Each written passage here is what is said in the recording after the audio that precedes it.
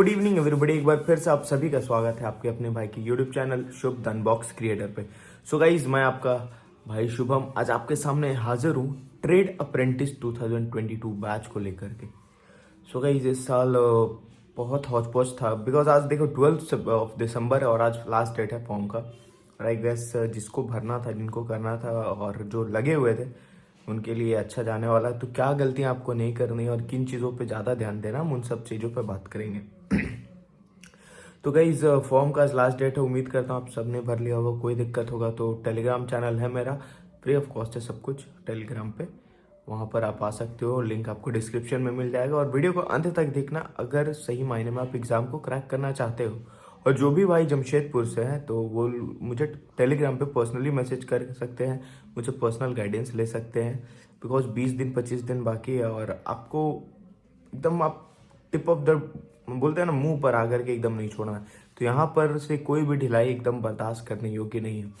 तो पहला सबसे कि एग्ज़ाम का रिव्यू कि आज 12 को निकला था और 12th आज लास्ट है और एग्ज़ाम ये ख़त्म हो जाएगा। सबसे इम्पोर्टेंट चीज़, जो भी फीमेल कैंडिडेट्स है ध्यान से सुनिएगा, अगर आपने फॉर्म को पूरा अच्छा से पढ़ा है तो female candidates are encourage to apply. तो इस चीज़ को थोड़ा ध्यान में रख करके अपनी तैयारी एकदम ज़ोर शोर से करिएगा।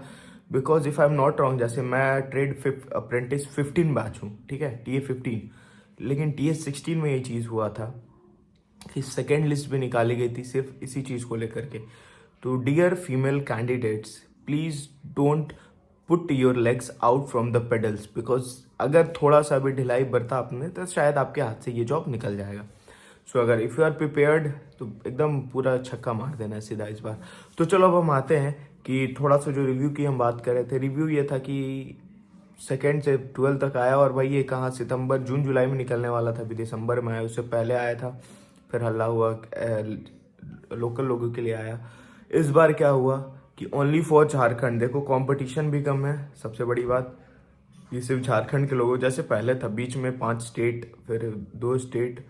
तो इस बार मौका नहीं छोड़ने का है और 5 main subject, English, maths, science, current affairs, GK and reasoning.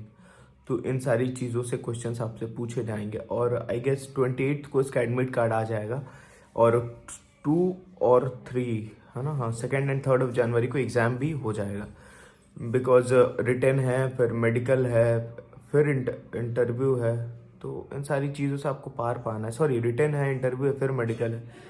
तो मेरे हिसाब से 90 क्वेश्चंस, 100 क्वेश्चंस 90 मिनट्स, इसी का वाइस वर्सा कुछ होने वाला है। तो आपको करना क्या है, जैसे सपोज अगर आपकी दिक्कत है science, if you are lagging in science, अगर आपको समझ में नहीं आ रही साइंस पढ़े क्या, तो देखो अब कुछ नया स्टार्ट करने का नहीं है, सीधी चीज़ में। अगर आप मैथ्स में भी अगर कोई चैप्टर बाकी है तो एकदम नहीं स्टार्ट करने का है। लेकिन if you are preparing for maths, तो जो चीज़ आपको रिवाइज किस में ज़्यादा करना है, बिकॉज 1 महीने का टाइम है। एक चीज़ आप पहले एकदम गांठ बांध लो कि डेली कोई भी एक सब्जेक्ट का 2-3 चैप्टर अगर आप रिवाइज कर रहे हो तो कम से कम 2 चैप्टर आपको डेली रिवाइज करके ख़त्म करना है। डेली एक गोल तो ये बना लो भाई, ईच एंड एवरी डे। यहाँ से फॉर्म भर लिया, यहाँ से अब नेक्स्ट स्टेप है, अब रिवीजन का स्टेप चालू होता है, ठीक है।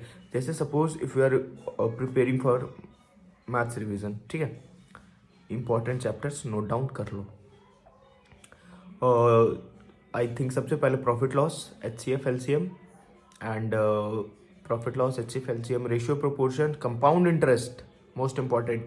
लास्ट 2 साल से मेंसुरेशन भी हिट कर रहा है, तो अभी उतने चरम सीमा पे नहीं पहुंचा लेकिन हिट कर रहा है। Because as per my students from last 2 years they told me भैया मेंसुरेशन ज़्यादा आ रहा है CISI से। बिकॉज सिंपल इंटरेस्ट प्रॉफिट तो रहता ही रहता है, मेंसुरेशन भी अब आ रहा है, ट्रिग्नोमेट्री भी हिट कर रहा है। पहले क्या था कि नंबर सिस्टम पे ये लोग ज़्यादा फोकस्ड रहते थे, HCF LCM, फिर से एजेस। अब एजेस के क्वेश्चंस थोड़े से कम हो रहे हैं, ज़्यादा इनका फोकस जा रहा है ट्रिगो एंड मेंसुरेशन की तरफ लास्ट 2 years में, जो कि नोटिस किया गया। तो इस चीज़ को आप थोड़ा ध्यान रखना। तो इम्पोर्टेंट अभी भी CISI, फिर से रेशियो प्रोपोर्शन, कंपाउंड इंटरेस्ट, अच्छा CISI तो मैंने बोल दिया, compound interest, ratio proportion, work speed, work and time, percentage is the basic chapter for each and every aspirant. आप कुछ भी करना चाहोगे बिना परसेंटेज कुछ नहीं कर सकते हो, ठीक है। बाकी बहुत सारे चैप्टर है, एवरेज है, क्लॉक है, कैलेंडर है, बहुत सारा है। तो मेरे हिसाब से जो 4-5 चैप्टर एकदम मोस्ट इंपॉर्टेंट जिससे क्वेश्चन आएगा ही आएगा, CI SI पक्का पक्का लिख लो, 2 क्वेश्चन उससे आएगा ही, SI से 1 या 2 और CI से 1 या 2, ठीक है। बाकी एजेस आ सकता है, एजेस के चांसेस है, क्लॉक्स, ट्रेन्स की speed distance and time, work distance and time दोनों पढ़ लेना। अब हम आते हैं साइंस पर, और ये सारी चीज़ें जो है ना, ये सारी चीज़ें मैथ्स को थोड़ा सा मिस हो गया था, ये सारी चीज़ें आप 7th 8th 9th 10th standard से फॉलो करना, और साइंस का लेवल 9 8 9 10 रखना, लेकिन मैथ्स का 7th 8 9 10, बिकॉज कभी कभी सिमेट्री से भी पूछ देता है क्वेश्चन। अब हम बात करें साइंस की, तो साइंस में बहुत लोग NCERT रटे जाते हैं, लूसेंट रटे जाते हैं, मैथ में RS अग्रवाल रटे जाते हैं। अब रटने से काम नहीं चलेगा, अब ध्यान बढ़ जाएगा। सीधा क्या करना है आपको कि जो रिवाइज प्रोसेस आपका है, आप अपना रूटीन बनाओ, मेरा बस उसमें ऐड ऑन कर लेना एक कि NCERT का हर चैप्टर, जैसे suppose if I am not wrong, light chapter से 10th का मैं एक एग्जांपल ले रहा हूँ कि जिसमें एक वाई क्रो है दैट वाइट एंगल, कौवे को एक आँख से एक क्यों देखता है, हिंदी फॉर हिंदी मीडियम्स। अगर आप सोप चैप्टर से लो, acid base and salt, formation of micelles, साबुन कैसे बनता है, बनने की प्रक्रिया। और अगर आप कार्बन चैप्टर से लो तो कार्बन एंड इट्स कंपाउंड में आई थिंक सेकंड में ही वो जो ऑरेंज कलर का बॉक्स है वो बहुत इंपॉर्टेंट हो जाता है हर चैप्टर में, डू यू नो। और एक्टिविटीज़ से क्वेश्चंस रहते हैं, इग्नोर मत करना। NCERT का जो भी एक्टिविटी सेक्शंस है ना, उससे क्वेश्चंस रहते हैं, इस चीज़ को आप ध्यान में रखना। देखो भाई, सीधी सी बात है, अभी मैं कहीं जा नहीं रहा हूँ, मैं कोई क्लास नहीं करवा रहा हूँ, घर पे भी अभी कुछ ज़्यादा खास नहीं क्लासेस चल रही है, because I have got my leg fractured.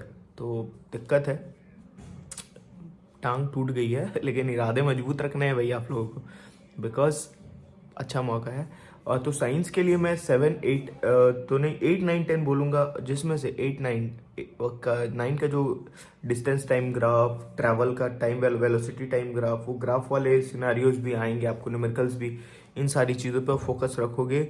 लेकिन मस्ट क्या है साइंस में, मस्ट है दैट ऑरेंज वाला कॉलम बॉक्स, कि उसमें क्या बताता है। ठीक है, जैसे एक था, I am not getting the exact line question, कि यूनिवर्स से डार्क क्यों दिखता है, एग्जैक्टली लाइट का क्वेश्चन है, लेकिन मेरे को याद नहीं आ रहा है। वो जो भी है NCERT प्योर में ऑरेंज कलर या ब्राउनिश कलर का वो सेक्शन रहता है, डू यू नो और डू यू रिमेंबर, डोंट, ऐसे ही करके कुछ सेक्शंस है। तो वो सारे सेक्शंस को रेदर देन चैप्टर में जो रहता है रेफरेंस बुक्स पढ़ लोगे ठीक है, लेकिन NCERT को छोड़ना नहीं है। अब हम आते हैं इंग्लिश पे। इंग्लिश में सबसे important topic prepositions and fillers. एंटोसाइनो आएगा, लिख लो 2-3, वो आपको कोई किताब में नहीं मिलेगा। रादर देन वो बहुत इजी गिरा दे कि सबके लिए इजी हो जाए, रादर देन इतना हार्ड कि फिर you must be a student of Shashi Tharoor from American accent, तो वो थोड़ा दिक्कत हो जाएगा वहाँ पर कि शशि थरूर वाली इंग्लिश तो भाई अपन की नहीं है, लेकिन हमें नॉर्मल रखनी है। तो रेगुलर जो हिंदू न्यूज़पेपर, जैसा मैंने पहले वीडियोस में भी बताया, और जो मुझसे पढ़ते हैं वो जानते हैं ये चीज़। तो सिंपली आपको करना इसमें यही है कि इंग्लिश के लिए ज़्यादा हौच पौच नहीं करना है। अभी आपको क्या करना है, अभी आपको पैसेजेस के प्रैक्टिस मारनी है जिसमें प्रीपोजिशंस फिलर्स आते हैं। तो इंग्लिश वाले जिनको इंग्लिश में थोड़ी सी डाउट है, पैसेजेस की प्रैक्टिसेस करो, रीअरेंजमेंट ऑफ सेंटेंसेस, सेंटेंस में एरर, ठीक है। और अब अपने एरर्स ना, रेदर देन कि इसमें V1 प्लस ING लगेगा प्लस पास्ट पार्टिसिपल है, इसके अलावा कि सेंटेंस में सूटेबल है कि नहीं है, इस पे थोड़ा फोकस करो, ये आए। जैसे कि सपोज कि कोई भी एग्जांपल है, अब हम इसमें एरर खोज रहे हैं कि इसमें V1 प्लस ING है, लेकिन इंग्लिश में ना बहुत सारे कॉन्ट्राडिक्शन है, बहुत सारे, उसको लेकर के आप कुछ नहीं बोल सकते। इसीलिए कि हाँ सेंटेंस सुनने में ठीक लग रहा है, दैट्स इट। अभी आपके पास वही ऑप्शन है जो अभी इंग्लिश से स्टार्ट कर रहा है, तो उसके लिए इतना कॉन्फिडेंस कहाँ से आएगा कि सुनने में ठीक लग रहा है कि नहीं। तो जिसको समझ में नहीं आता उसके लिए तो हाँ कुछ भी बोल दो, इंग्लिश सही है। तो इंग्लिश वालों इस चीज़ का ध्यान रखना, आपको प्रीपोजिशंस, फिलर्स, वन वर्ड्स पूछेगा आपसे, एंटोसाइनो पूछेगा, और रीअरेंजमेंट, सब में से एक एक क्वेश्चन रहेगा। स्पेलिंग की प्रैक्टिसेस आप इंग्लिश लूसेंट का आता है, उससे आप ट्राई कर सकते हो। जितनी आप स्पेलिंग्स न्यूज़पेपर डेली पढ़ते हो, जैसे कि मैंने पिछली वीडियो में बताया कि करना क्या है।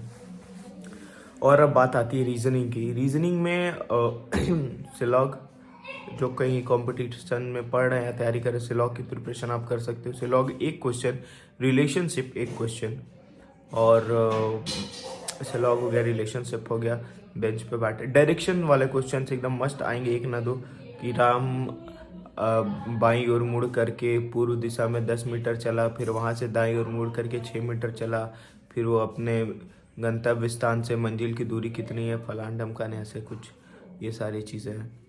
Still you are feeling any type of problem, facing any type of problem, आपको मेरी गाइडेंस की ज़रूरत है, आपको किसी भी प्रकार की हेल्प की ज़रूरत है, टेलीग्राम चैनल है मेरा, वहाँ पे आप आओ। अगर आप लोकल रेसिडेंट हो तो आप मुझसे पर्सनली भी गाइडेंस ले सकते हो, सब कुछ टेलीग्राम पे मिल जाएगा। You can contact me there also, ठीक है। तो टेलीग्राम चैनल का लिंक डिस्क्रिप्शन में और टॉप के कमरे पिंड है, मिस मत करना इस बार, बहुत ही गोल्डन अपॉर्चुनिटी है, ठीक है।